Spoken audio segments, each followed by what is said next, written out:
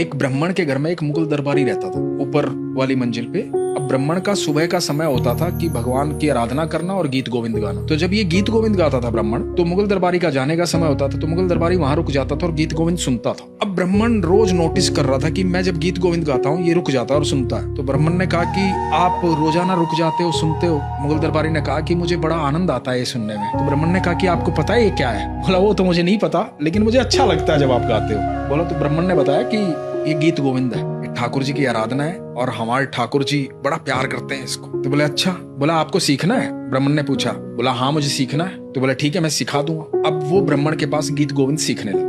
तो गीत गोविंद जब आ गया तो ब्राह्मण ने बताया कि इसके कुछ नियम है। बोला नियम ये है कि जब भी गीत गोविंद गाओगे ना तो ठाकुर जी स्वयं विराजमान होते हैं वहां। तो ठाकुर जी को एक आसन दे लेना जहां भी गाओगे। तो ऐसे ही मत कहीं भी गाना शुरू कर देना। तो उसने बोला मुगल दरबारी ने कि मेरे लिए तो ये संभव नहीं है, क्योंकि ये तो ऐसा गीत है मेरा गाने का हर समय मन करेगा, लेकिन मैं ज्यादातर घोड़े पर सवार रहता हूँ, मेरी तो ऐसी नौकरी है, मुझे इधर से उधर जाना पड़ता है। तो ब्राह्मण ने कहा कि कोई बात नहीं, तेरा भाव अच्छा है, तो जो घोड़े की जिन होती है ना आगे काठी पे, बोला उस पे एक आसन बिछा लेना और गीत गोविंद गाना। बोला हाँ ये ठीक रहेगा। अब ये मुगल दरबारी क्या करता कि घोड़े की जिन पे आसन बिछाता और अपना गीत गोविंद गाता, बड़े आनंद में रहता ये भी गीत गोविंद गाते गाते।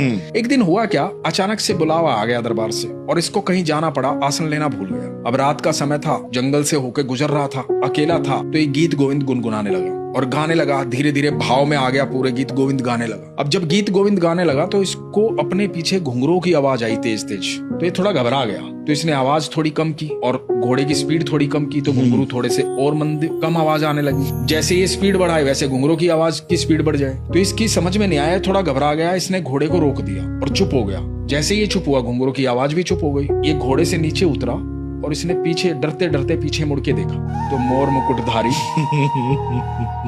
बांसुरीधारी मोटी मोटी आंखों वाले सांवरे कन्हैया सामने खड़े। सुन हो गया एकदम से। ठाकुर जी बोलते हैं गाओ ना, रुक क्यों गए? अरे तो तुम्हें सुनने के लिए तो पीछे भाग रहा हूँ, गाओ।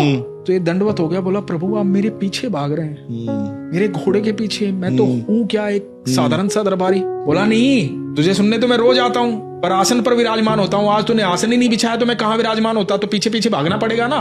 तो इसकी आंखों में अश्रु बह रहे हैं, शरीर कांप रहा है, दंडवत प्रणाम कर रहा है और भगवान को कह रहा है मैं प्रभु गीत गोविंद सुनने के लिए मेरे पीछे पीछे दौड़े आ रहे हैं। और इसने रज के गीत गोविंद गाया और भगवान अंतर ध्यान हो गए। उसके बाद ये रास्ते से ही वापस गया दरबार में और इसने अपना इस्तीफा दिया। इस मुगल दरबारी का नाम था मीर माधव। बाद में नाम पड़ा मीर माधव, ठाकुर जी का अन्य भक्त था। वाह।